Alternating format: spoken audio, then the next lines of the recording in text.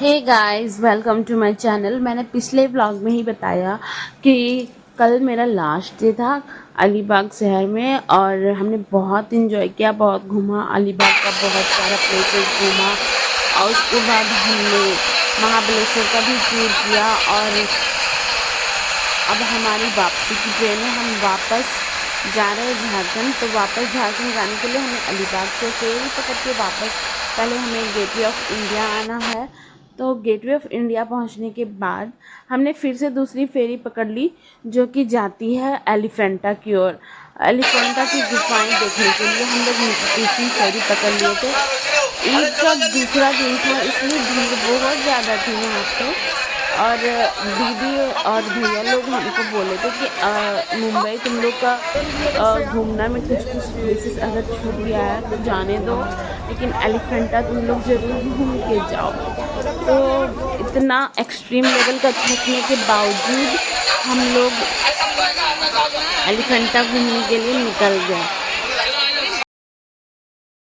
जिस दिन हम लोग झारखंड से निकले उस दिन से बस घूमना घूमना रोज़ रोज़ हमारा कहीं ना कहीं घूमने का हो ही रहा था। रोज़ बाहर घूम घूम के पूरा टैन हो गया था मेरा फेस।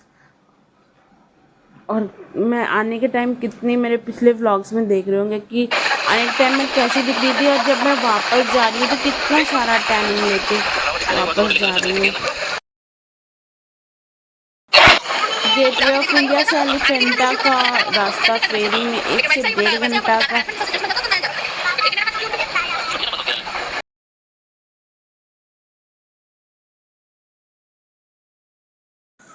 और यहाँ पे हम लोग सेल्फीज और वीडियोस ले रहे थे क्योंकि 1.5 घंटा बहुत बोर होने वाला सफ़र है। तो सफ़र को एंजॉय करते करते हम लोग जा रहे थे।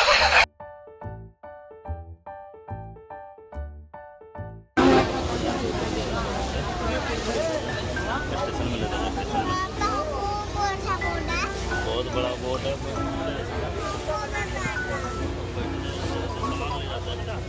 जब हम लोग गेटवे ऑफ इंडिया से एलिफेंटा का रूट में जा रहे थे तो बहुत बड़े बड़े जहाज और ये इस तरह का क्या बोलते होंगे इसको पता नहीं, इंडस्ट्री जैसा दिख रहा है पानी के ऊपर ही। तो बहुत कुछ इस तरह का दिख रहा था और ये जब हम लोग गेटवे ऑफ इंडिया से अलीबाग का रूट में जा रहे थे वहाँ भी दिख रहा था, पर इतना बड़ा बड़ा शिप नहीं था और इतना कुछ नहीं था। मुंबई का शहर तो बिजी है ही और उसके पास का जो समुद्र है वो भी खाली नहीं है, उसमें भी बहुत बड़ा बड़ा शिप वगैरह और कारखाना जैसा बना हुआ है।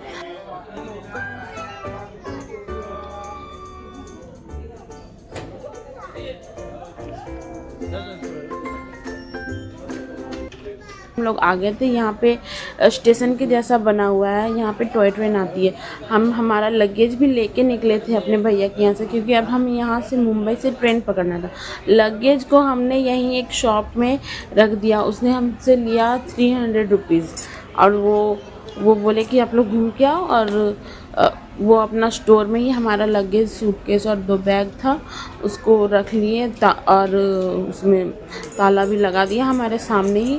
तो ये एक अच्छा था, मेरी दीदी ने ही आइडिया दिया था कि तुम लोग वापसी में जब जाओगे तो पहले निकल जाना, 1 से 1.5 घंटा लगेगा एलिफेंटा घूमने में, लगेज लेके जाओ, लगेज वहीं शॉप में रख देना। और सच में हम लोग सोच रहे थे कि ये वाला आइडिया वर्क करेगा कि नहीं, बट ये आइडिया वर्क कर गया। यहाँ पे लगेज को रख लिए थे ये शॉप वाले और अच्छे से ही रखे थे, ऐसा कोई टेंशन का बात नहीं था। हम लोग बिल्कुल टेंशन फ्री घूम रहे थे। और यहाँ पे फिर हम लोग जब टॉय ट्रेन का वेट कर रहे थे तो उससे पहले टॉय ट्रेन का टिकट बनवाना पड़ता है, आने और जाने दोनों का टिकट एक साथ ही बन जाता है एक ही टिकट में। तो यहाँ पे टिकट बन रहा था, वो टिकट लिया हमने। अपने आप घूमने का और गुफा का सीढ़ी तक छोड़ेगी आपको। आने टाइम कभी भी आओ, चालू रहती है। आने का भी टिकट लेना होगा, जाना ना दोनों यही टिकट है, मतलब एक टिकट में वही जाना आना दोनों। भैया के यहाँ से हम लोग बहुत हल्का नाश्ता करके निकले थे कि जर्नी बहुत लंबी होने वाली है, तो हल्का फुल्का ही खा के निकले थे। बच्चों को यहाँ पे हमने चिप्स दिलवा दिया था। टॉय ट्रेन का टिकट लेने के बाद थोड़ी देर वेट करना पड़ा और उधर से टॉय ट्रेन वापसी वाले जितने मुसाफिर थे उनको लेके आ चुकी। और यहाँ एलिफेंटा में ना आपको बहुत सारे फॉरेनर्स देखने को मिल जाएंगे। अगर आपके पास समय ज़्यादा है तो आप पैदल भी जा सकते हैं यहाँ से उस पहाड़ी तक, लेकिन हमने कहा कि अब आए हैं इतनी दूर से और बच्चे भी हमारे साथ, तो पैदल जाना पॉसिबल नहीं है। बहुत लोग पैदल भी जा रहे थे और हमने कहा कि जब आए ही हैं और वीडियोस में भी देखा था कि यहाँ टॉय ट्रेन चलता है तो इसका आनंद तो लेना बनता है। फिर उधर से जब टॉय ट्रेन आ गई रुकी, फिर हम लोग टॉय ट्रेन में बैठे।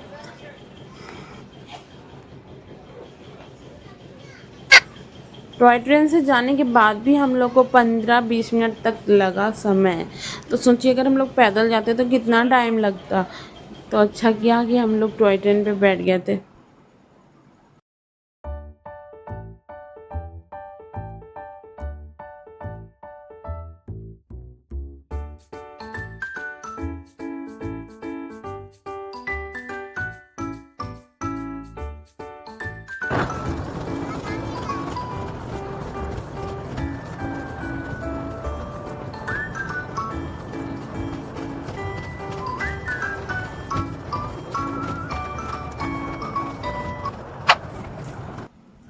फिर हम लोग यहाँ उतर गए और यहाँ पे ना टिकट लेना पड़ रहा था आगे जाने के लिए। आगे एलिफेंटा की गुफाओं को देखने के लिए 200-250 सीढ़ी चढ़ना होगा उसके बाद।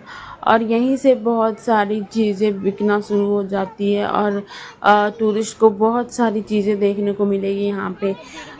बहुत सारे शो पीसेस, सेल्स और भी बहुत कुछ। और मेरा क्या है कि मेरा ना ध्यान ही इन सब पे चला जाता है और मेरे हस्बैंड बोलते हैं कि तुम और तुम्हारे बच्चे, तुम लोग मेरे साथ आना नहीं, तुम लोग एक ट्रक लेके आना, जो जो तुम लोग को रास्ता में दिखेगा सारा तुम लोग ट्रक में लोड करना और ले जाना। ये नहीं कि हम लोग सफ़र में एक निकले हैं तो थोड़ा कम सामान ले, जितना कम सामान लेंगे उतना ट्रैवल में आसान होगा। और ये सब नाजुक चीज़ है, अगर बैग में लेके जाएगी, ट्रेन में इधर उधर पटका गया, गिर गया, टूट गया तो नहीं सकता है। वो नहीं जानना है। अच्छा नहीं बनाएंगे तो वो तो लेक्चर देते ही हैं। यहाँ पे मेरा बेटा थक गया था और वो चल नहीं पा रहा था। यहाँ पे 200 से 250 इस तरह करके सीढ़ियाँ जैसी बनी हुई थी, कहीं जल्दी, कहीं सीढ़ियाँ मतलब एक के बाद एक आ जा रही थी और कहीं कहीं इस तरह से थोड़ा दूर चलो फिर सीढ़ी आ रही थी। तो बेटा मेरा थक गया था। बेटा क्या, हम लोग खुद थके हुए थे, इतना एक्सट्रीम लेवल का थके हुए थे। उसके बाद भी इस तरह से दोनों साइड शॉप बना हुआ है सीढ़ी के दोनों साइड, और मेरा ध्यान बस इधर ही था कि ये सब क्या है। मतलब मेरा तो ध्यान ही सब में लग जाता है, ज्वेलरीज तो कुछ डेकोरेटिव आइटम्स वो सब में। और बेटा बोल रहा था गोदी लो, खुद ही थक गए थे। फिर किसी तरह करके चढ़े, ऊपर आए, टिकट बनवाए। बाहर निकलो ना तो पग पग पे टिकट लगता है। फिर इस तरह के बोर्ड्स में एलिफेंटा की गुफाओं के बारे में लिखा हुआ था, तो वो सब पढ़ पढ़ के ही हम लोग उसी अकॉर्डिंग घूम रहे थे। ऐसे बोर्ड्स और मैप्स बने हुए रहते हैं जो कि काफ़ी हेल्पफुल होते हैं। तो यहाँ से आ गया एलिफेंटा का गुफा का एंट्रेंस है। यहाँ से इस गुफा में एंट्रेंस और एग्ज़िट 2-3 जगह से हो जाता है। ये मेन वाला जो है उसमें।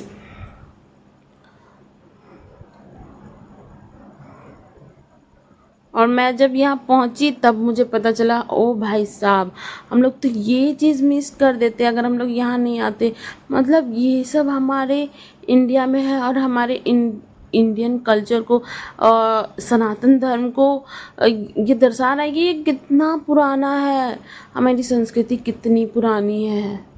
और इसलिए यहाँ पे ज़्यादा फॉरेनर्स भी आए हुए थे।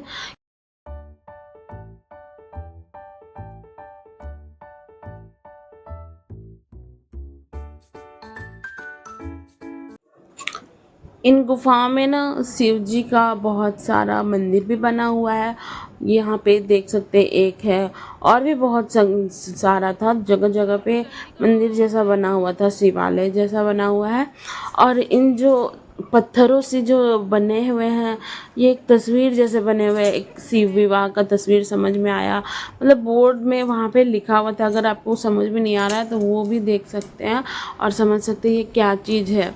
तो मतलब शिव जी से ही रिलेटेड था ज़्यादातर वहाँ पे सारा कुछ। एक शिव विवाह का था और फिर था कि गंगा जी है साइड में और शिव जी है और फिर पार्वती माँ है।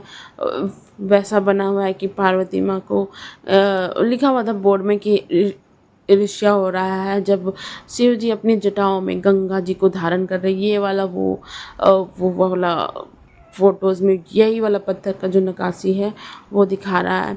और इस तरह करके बहुत सारा बना हुआ था और देखते देखते मतलब समय कम पड़ जाएगा, इतना कुछ था। और हमें ना था कि जल्दी जल्दी हम लोग सारा कुछ मतलब जितना हम लोग घूम सकते हैं घूम ले। और क्योंकि हमारा फिर 2 बजे की 3 बजे ट्रेन भी था।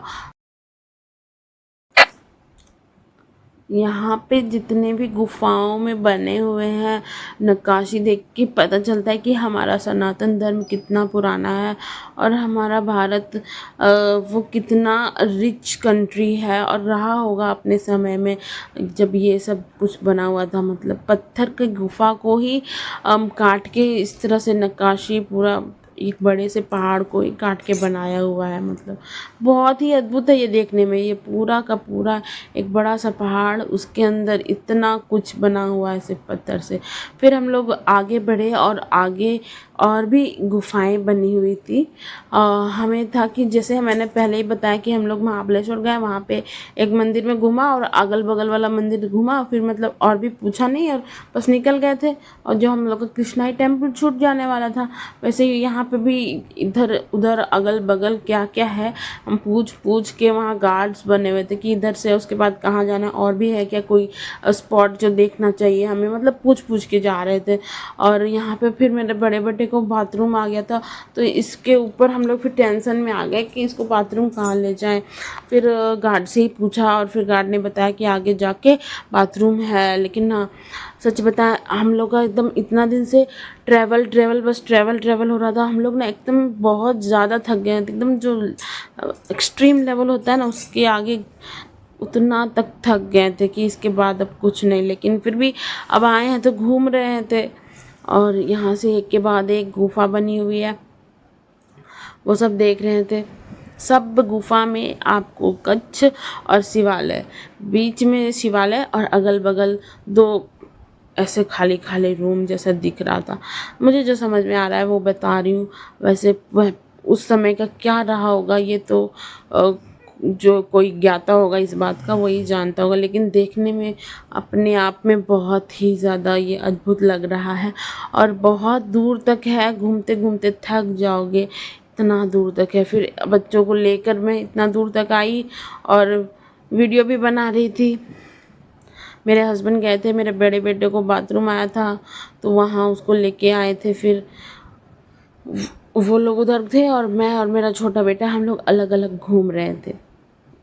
मेरा छोटा बेटा जगह जगह पे थक जा रहा है, बोल रहा है मम्मी हम थक गए। हम बोले बेटा हम भी थक गए। हम लोग बैठ रहे हैं फिर घूम रहे हैं, फिर थोड़ी देर कहीं बैठ रहे हैं फिर घूम रहे हैं। हमको डर लगता है, डर लगती है मुझे। फिर एक बार एक जगह पे गार्ड को पूछा कि और भी कहीं घूमना है तो उसने बोला कि एक मेन गुफा वहाँ था वो जिसमें बहुत सारे बने हुए थे नक्काशी वो, और इस साइड में लगातार 3-4 गुफा बने हुए हैं वो। अगर आपने वो सारा घूम लिया तो बस हो गया, आप वापस जा सकते हैं। तो मैं बोला बस हो गया बहुत, मुझे तो अंदर से एक रिलीफ हुआ कि और नहीं घूमना है। तो फिर वापस जाने के लिए हम लोग मुड़े। फिर अपने हस्बैंड को कॉल किया, नेटवर्क नहीं मिल रहा था, वो कहाँ है हम कहाँ हैं। तो फिर ढूंढते ढूंढते फिर वो लोग भी मिल गए। एक जगह पे आके बैठ गई मैं, उनको बता दी कि मैं यहाँ बैठी हुई आप आ जाओ। फिर एलिफेंटा की गुफा चढ़ने समय जो सीढ़ी के किनारे किनारे बहुत सारे शॉप्स थे ना, तो मैंने वहाँ से बहुत सारी शॉपिंग भी कर ली। मैं और इस तरह से शॉपिंग ना करूँ मैं हो ही नहीं सकता, लेकिन वो सारा रिकॉर्ड नहीं किया क्योंकि उतरना और भी मुश्किल होता है। चढ़ने वक्त तो एक होता है कि चढ़ रहे हैं बस चढ़ रहे, पर उतरने टाइम क्या होता है, ढलान से जब भी उतरते हैं तो अपने आप पे कंट्रोल नहीं रहता, स्पीड कहीं हो जाता है, ज़्यादा ढलान रहता है तो ज़्यादा स्पीड हो जाता है। और एक जगह मैं गिरी भी थी कंकेश्वर टेम्पल के पास यही उतरने के टाइम, तो इसलिए उतरने के टाइम मोबाइल वोबाइल रख दिया कि भाई बहुत हुआ यार। उसके बाद फिर वापस हम लोग फेरी में बैठ के और गेटवे ऑफ इंडिया आने लगे। वापसी के टाइम भी फेरी में बैठे और सीट मिला, और अचानक से मतलब उतना थकने के बाद सीट मिला, बैठे बैठे ही हम सो गए और कुछ भी रिकॉर्ड नहीं किए। आने के टाइम ऐसा हो रहा था कि इस तरह का समुद्र और बड़ी बड़ी शिप्स कभी देखे नहीं थे, वो सब नहीं न्यू था, हम लोग न्यू एक्सपीरियंस कर रहे थे, तो वो सब देख रहे थे, एकदम जगे हुए थे। और वापसी के टाइम ना कुछ भी हो सो गए, थक गए थे तो बैठे बैठे ही सो गए। और जब वापसी में हम आ रहे थे तो फिर समुद्र से और मुंबई इस तरह से इतना अच्छा दिखता है ये मुंबई शहर, बहुत सारा वीडियो बनाया उसका, और कितना अच्छा लग रहा था वापसी इस एंगल से, इस समुद्र के पास आप आओ और इस तरफ से देखो मुंबई को, तो कितना सुंदर शहर लगता है ये, सच में बहुत सुंदर शहर है। ये वाला व्लॉग इसमें मैं इतना ही रखूँगी और इस व्लॉग को एंड करूँगी। व्लॉग को एंड कर रही हूँ, पर इसके आगे की जर्नी अभी और बाकी है। अभी हमारा ट्रेन का सफ़र बाकी है जो कि आएगा नेक्स्ट व्लॉग में, फिर आप लोग उसको ज़रूर देखिएगा और इन्जॉय करिएगा। मेरी वीडियोज़ पसंद आएगी तो लाइक शेयर सब्सक्राइब ज़रूर करिएगा मेरे चैनल को। आज कुछ हो रहा है। ईद का दिन होने की वजह से गेटवे ऑफ इंडिया पे देख रहे हो भीड़ कितनी ज़्यादा है।